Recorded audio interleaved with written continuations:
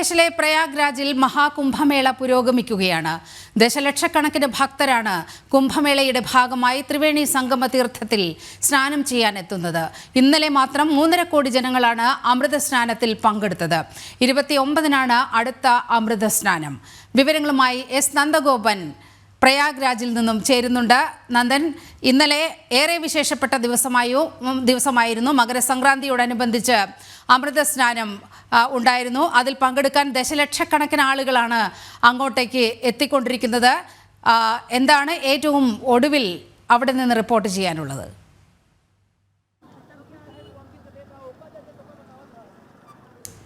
Minimum 45 ദിവസം നീണ്ടു നിൽക്കുന്ന ഈ ഒരു തീർത്ഥാടന കാലയളവിൽ 3 പ്രധാനപ്പെട്ട സ്നാന ദിവസങ്ങളാണ്. അതിനെ അമൃത സ്നാനം എന്നാണ് വിശേഷിപ്പിക്കുന്നത്. അതിലൊരു അമൃത സ്നാന ദിവസമായിരുന്നു ഇന്നലെ കഴിഞ്ഞു പോയിരുന്നത്. ഇന്നലെ മാത്രം 3.5 കോടി ജനങ്ങളാണ്, സന്യാസിമാരും ഭക്തരുമടക്കം 3.5 കോടി ജനങ്ങളാണ് ത്രിവേണി സംഗമത്തിൽ ഗംഗാ യമുന സരസ്വതി സംഗമസ്ഥാനിൽ ഇന്നലെ സ്നാനം നടത്തിയത്. ഓരോ ദിവസം കഴിയുന്തോറും ഭക്തരുടെ എണ്ണം വർദ്ധിച്ചു വരികയാണ്. 29-നാണ് അടുത്ത ഈ അമൃത സ്നാന ദിവസം. അതിനുശേഷം ഫെബ്രുവരി 3, ഇങ്ങനെ 3 അമൃത സ്നാന ദിവസങ്ങളാണ്. മുഴുവൻ ഈ ഒരു 45 ദിവസ കാലയളവിൽ 7 സ്നാന ദിവസങ്ങളുണ്ട്. അതിലാണ് ഈ 3 പ്രധാന സ്നാന ദിവസങ്ങൾ. ഇതിലായിരിക്കും നാഗസന്യാസിമാർ എന്നറിയപ്പെടുന്ന അഘാടി സന്യാസി സമൂഹം ഇവിടേക്ക് ഈ സ്നാനഘട്ടത്തിലേക്ക് എത്തുന്നത്. ഇന്നലെ അതിൻ്റെ ദൃശ്യങ്ങളൊക്കെ തന്നെ നമ്മൾ പുറത്ത് പങ്കുവച്ചതാണ്. അതേപോലെ തന്നെ ഭക്ത സഹസ്രങ്ങളാണ് ഇവിടേക്ക് ഒഴുകിയെത്തുന്നത്. ഇന്നും വലിയ രീതിയിലുള്ള ഭക്തജന തിരക്കുണ്ട്. 10 കിലോമീറ്റർ ചുറ്റളവിലാണ് ഈ ഗംഗയുടെ തീരത്ത് ഇത്തരത്തിൽ ഈ ക്യാമ്പുകളും മറ്റും തയ്യാറാക്കിയിരിക്കുന്നത്. ഈ 1.5 ലക്ഷം അധിക, അതായത് താൽക്കാലികമായി ഇവിടെ എത്തുന്ന ഭക്തർക്ക് താമസിക്കുവാൻ വേണ്ടി 1.5 ലക്ഷം അധിക ടെൻറ്റുകൾ നിർമ്മിച്ച് നൽകിയിട്ടുണ്ട്. 4.5 ലക്ഷം വൈദ്യുതി കണക്ഷനുകൾ നൽകിയിട്ടുണ്ട്. ഇത്രയധികം ഭക്തർ വരുന്ന സങ്കേതമാണ്. അതിനാൽ തന്നെ വിവിധ ആശ്രമങ്ങളുടെയും മറ്റും നേതൃത്വത്തിൽ സേവന പ്രവർത്തനങ്ങളും മറ്റും ഇവിടെ കാര്യക്ഷമമായി നടന്നു പോകുന്നു. പ്രത്യേകിച്ച് വിശ്വ ഹിന്ദു പരിഷത്ത് അടക്കമുള്ള സംഘടനകളുടെ നേതൃത്വത്തിലുള്ള സേവന പ്രവർത്തനങ്ങൾ നടത്തുന്നതിനുപരി മാതാ അമൃതാനന്ദമയി മഠത്തെ പോലുള്ള കേരളത്തിൽ നിന്നുമുള്ള സന്യാസിയും മഠങ്ങളുടെ സാന്നിധ്യവും ഇവിടെയുണ്ട്. മാതാ അമൃതാനന്ദമയി മഠം പ്രത്യേകമായി മെഡിക്കൽ ക്യാമ്പും മറ്റും സജ്ജീകരിച്ചിട്ടുണ്ട്. അവരുടെ മാമോഗ്രഫി ഔട്ട്ഡോർ യൂണിറ്റ് ഉണ്ട്.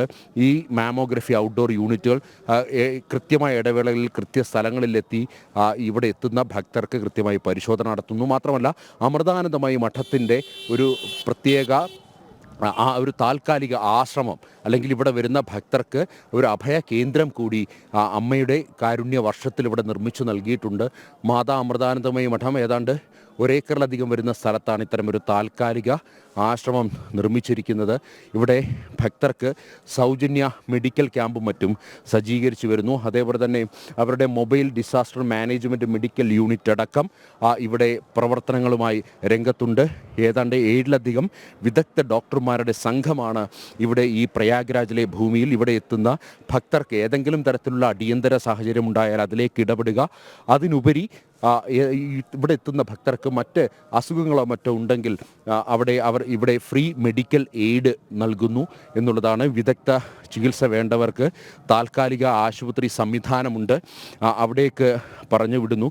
കാർഡിയോളജിയും അതേപോലെ തന്നെ ഓർത്തോപീഡിക്സ് അടക്കമുള്ള വിദഗ്ധ ഡോക്ടർമാരുടെ സംഘം ഇവിടെ സേവനമനുഷ്ഠിക്കുന്നുണ്ട്. ആശ്രമത്തിലെ പ്രവർത്തനങ്ങളെ സംബന്ധിച്ച് ഇവിടുത്തെ ബ്രഹ്മചാരികളോട് തന്നെ നേരിട്ട് ചോദിച്ചറിയേണ്ടതുണ്ട്. നമസ്തേ Swamiji.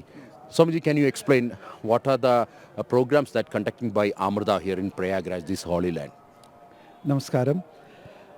Here Mata Amritanandamayi Math, we are conducting lot of things, especially from the Amade Karunya Pravartanangal undallo.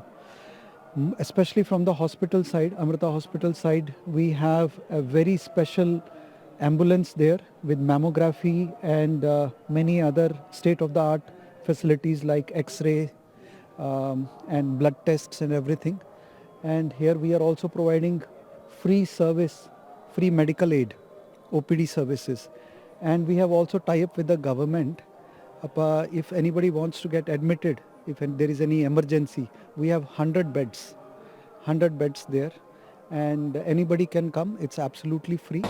We are also providing langar, bhandara, free food to anybody who comes. And here we are also having morning and evening religious, spiritual gathering.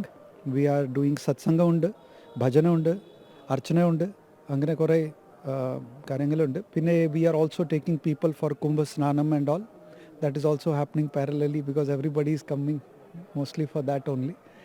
And in addition to that, we have people from other parts of the world also who have come here. They are also staying here. We have about right now facility for 300-400 people. So they are also staying here. സ്നാനത്തെത്തുന്ന ഭക്തർക്ക്, കേരളത്തിൽ നിന്നുമുള്ള എത്തുന്ന ഭക്തർക്ക് വേണ്ട സൗകര്യങ്ങളും ഒരുക്കി കൊടുക്കുന്നുണ്ട്. ഏതാണ്ട് 100-ലധികം ആൾക്കാർക്ക് അല്ലെങ്കിൽ 400-ലധികം ആൾക്കാർക്ക് താമസിക്കാൻ പറ്റുന്ന കിടക്കകളടക്കം ഇവിടെ സജ്ജീകരിച്ചിട്ടുണ്ട്. പ്രത്യേകിച്ച് ആശുപത്രിയുടെ പ്രവർത്തനം തന്നെയാണ് എടുത്തു പറയേണ്ടിയിരിക്കുന്നത്. വിദേശങ്ങളിൽ നിന്ന് പോലും ഇവിടെ ഈ പ്രയാഗ്രാജിൽ അമൃതയുടെ ഭാഗമായി സേവനമനുഷ്ഠിക്കാൻ ഡോക്ടർമാർ എത്തുന്നു എന്നുള്ളതാണ്. Doctor, good morning. I think you came from abroad now for servicing here. Can you explain what the programs are conducting here? Yeah, here is so many programs. So we have that ambulance also, this one also, medicine also. We are doing very nicely. So many patients are getting cured every day, and it's going very nice. But I have not fully known everything about here. But whatever is conducted is very nice. So you and your family came for service Yeah, now? my wife also came with me. Yeah, You are specialist? yeah. So orthopedic, Your wife? gynec. അങ്ങനെ വിവിധ രാഷ്ട്രങ്ങളിൽ നിന്ന് പോലും സേവന പ്രവർത്തനങ്ങൾക്കായി സേവന സന്നദ്ധരായിട്ടുള്ള ഡോക്ടർമാർ അമൃതാനന്ദമയി മഠത്തിൻ്റെ താൽക്കാലിക ആശ്രമത്തിലേക്ക്, താൽക്കാലിക ടെൻറ്റ് സംവിധാനത്തിലേക്ക് എത്തുന്നു എന്നുള്ളതാണ്. മാത്രമല്ല ഈ UP സർക്കാരുമായി സഹകരിച്ചുകൊണ്ടാണ് അമൃതാനന്ദമയി മഠത്തിൻ്റെ പ്രവർത്തനങ്ങൾ. ഓക്കെ, നന്ദൻ. പ്രയാഗ്രാജിലെ വിശേഷങ്ങളാണ് നന്ദഗോപൻ പങ്കുവയ്ക്കുന്നത്. ചരിത്രമാകുകയാണ് മഹാകുംഭമേള.